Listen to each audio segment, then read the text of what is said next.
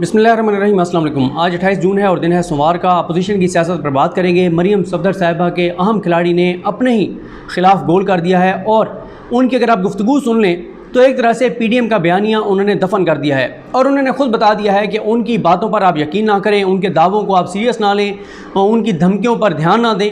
वो जो बात कर रहे हैं वो झूठ होती है, वो सियासी होती है, उसमें कोई हकीकत नहीं होती। अब ये खुद कह रहे हैं और ये बजट के हवाले से मामला है। लेकिन उसके साथ साथ अगर आप कुछ और अपोजिशन के मामला देखें, आज तारिक अजीज़ साहब ने जो बहुत इंपॉर्टेंट खबर उनकी लगी हुई है रोज़नामा दुनिया में, जिसमें उन्होंने बताया है कि कश्मीर के हवाले से, कश्मीर इलेक्शन के हवाले से अभी तक ये डिसाइड नहीं हो सका कि मुस्लिम लीग नून का बयानिया क्या होगा, मुस्लिम लीग नून के इस बयानिया की क़यादत कौन करेगा। ये नहीं तय हो सका, अभी तक फैसला नहीं हो सका कि कश्मीर की जो इलेक्शन कैंपेन है उसको मरियम सफदर साहब लीड करेंगी या शहबाज शरीफ वहाँ जाकर लीड करेंगे। उसकी रीज़न ये है कि ज़ाहिर है चचा भतीजे में इख्तलाफात हैं और दोनों में अभी तक डिसाइड नहीं हो पा रहा किस तरह होगा मामला, किस तरह चलेगा। और जो कश्मीरी टिकट होल्डर हैं वो खास से जो है वो परेशान नजर आते हैं कि भाई हमने टिकट ले लिया नून लीग का और कंपेन करनी है। बिलावल पहुंचे हुए हैं और कल मैं सुन रहा था दुनिया न्यूज़ पर ही जो उनका प्रोग्राम है साद रसूल साहब का और हबीब अकरम साहब का, वहाँ पर जो उनके कश्मीर के जो ब्यूरो चीफ हैं उनकी गुफ्तगू सुन रहा था, नाम मुझे भूल गया उनका, असलम साहब या पता नहीं कौन से थे।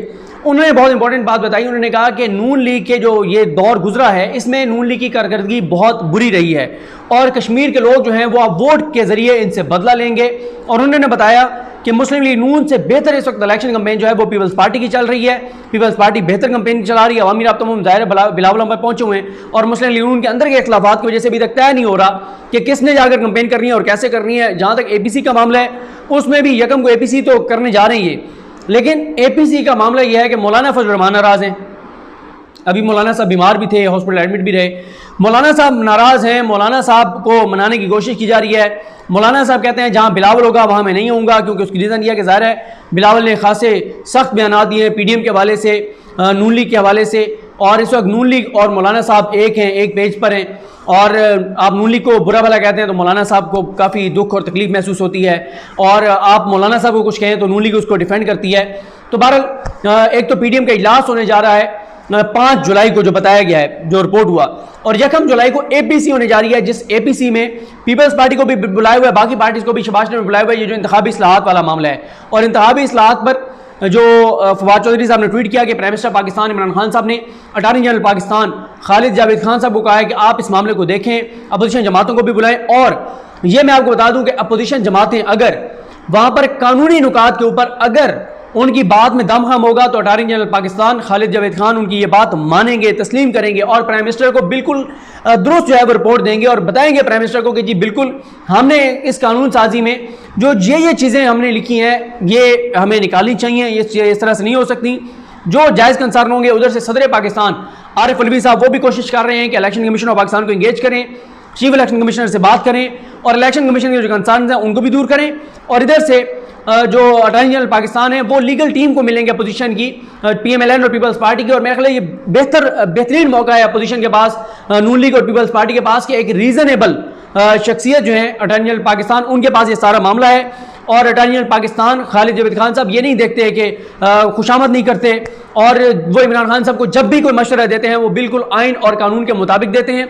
और यही वजह है कि अदालतों के अंदर उनका बड़ा एहतराम देखा गया है। वो जिस भी जज के सामने पेश होते हैं हमेशा उनकी बात को तहम्मुल से सुना जाता है, और 99% केसेस में मैंने देखा है कि जो उनका मौक़िफ़ होता है वो तस्लीम भी होता है। उसकी वजह यह है कि ऑलरेडी वो मौक़िफ़ उनका वही होता है जो आइन और कानून के मुताबिक होता है। तो बहरहाल देखते हैं अब अपोजिशन जो है वो अटॉर्नी जनरल पाकिस्तान के पास जाती है नहीं जाती, उनको मानती है नहीं मानती, मानना चाहिए और जाना चाहिए। अब आ जाए इस बात पर कि 5 जुलाई को जो होने जा रहा है PDM के इजलास। मेरा ख्याल है PDM के इजलास में ये जो इस वक्त जो मुफ्ती अजीज़ साहब की वीडियो आई है, जो इस तरह के मामला हैं ये भी डिस्कस होने चाहिए। ज़ाहिर है PDM कहती है हम मुल्की मसाइल को डिस्कस करते हैं, तो ये भी एक बहुत बड़ा मसला है जिस पर बहुत ज़्यादा बात हो रही है, इस पर भी बात होनी चाहिए। और अगर PDM में डिस्कस नहीं होता तो उम्मीद करता हूँ कि जो रिपोर्टर्स बाहर मौजूद होंगे उस इजलास के बाद जो प्रेस कॉन्फ्रेंस होगी वहाँ पर मौलाना फजल रहमान साहब से ज़रूर ये सवाल करेंगे, आपकी जमात के मुफ्ती अजीज़ुर रहमान साहब जो हैं उनका ये मामला सामने आया है तो आप इस पर क्या कहते हैं। तो खैर अब आते हैं इस बात पर कि अपोजिशन ने बड़े दावे किए कि ये बजट दुरुस्त नहीं है, ये बजट अजाब नाजिल करेगा आवाम के ऊपर, नए टैक्सेस लगाए गए हैं, ये हुआ वो हुआ, बड़ा उन्होंने जो है वो हवाई फायरिंग की और कहा कि ये बजट हम पास नहीं होने देंगे, ये IMF का बजट है किसी तौर पर। और बिलावल साहब ने कह दिया कि मैं अपने MNA जो हैं वो शहबाज शरीफ साहब के हवाले करता हूँ, शहबाज शरीफ साहब अपोजिशन लीडर हैं, वो इस सारे मामले को देखेंगे। तो अब बजट जो कि पास होना शुरू हो गया है और कल बजट फाइनली पास हो जाएगा, क्योंकि काबीना इजलास बताया गया, जो रिपोर्ट हुआ है कि काबीना का इजलास जो है वो कल नहीं है। कल प्राइम मिनिस्टर भी जो है वो उधर होंगे, कौमी असम्बली में होंगे, और प्राइम मिनिस्टर जो हैं वो वहाँ पर मौजूद होंगे, और उन्होंने कहा है कि सब लोग वहाँ पर मौजूद हों। कल चांसेस हैं कि कल जो है वो बजट कल या परसों बहरहाल पास हो जाएगा। लेकिन इसमें हुआ क्या, कल शहजाद इकबाल साहब के प्रोग्राम में जियो न्यूज़ पर एहसन इकबाल साहब मौजूद थे। एहसन इकबाल साहब से उन्होंने पूछा कि एहसन इकबाल साहब, आप तो बड़े बड़े दावे कर रहे थे, आप कह रहे थे कि हम बजट पास नहीं होने देंगे, हालत यह है कि वहाँ बजट हुकूमत पास करवाई जा रही है और आपकी कट मोशंस जो हैं वो मुस्तरद हो रही हैं, कोई संजीदगी नज़र नहीं आ रही, आपके लोग पूरे नहीं हैं, तो क्या हो रहा है।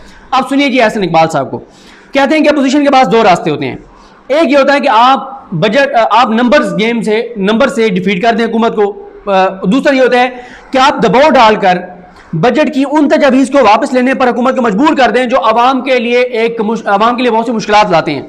वो कहते हैं हमारे पास अददी अक्सरियत तो नहीं थी ना है, लेकिन हमने मौसर हिकमत अमली के साथ हमने हुकूमत को मजबूर किया है कि वो आवाम के ऊपर जो बेजा टैक्सेस लगा रहे थे वो टैक्सेस वापस ले लें।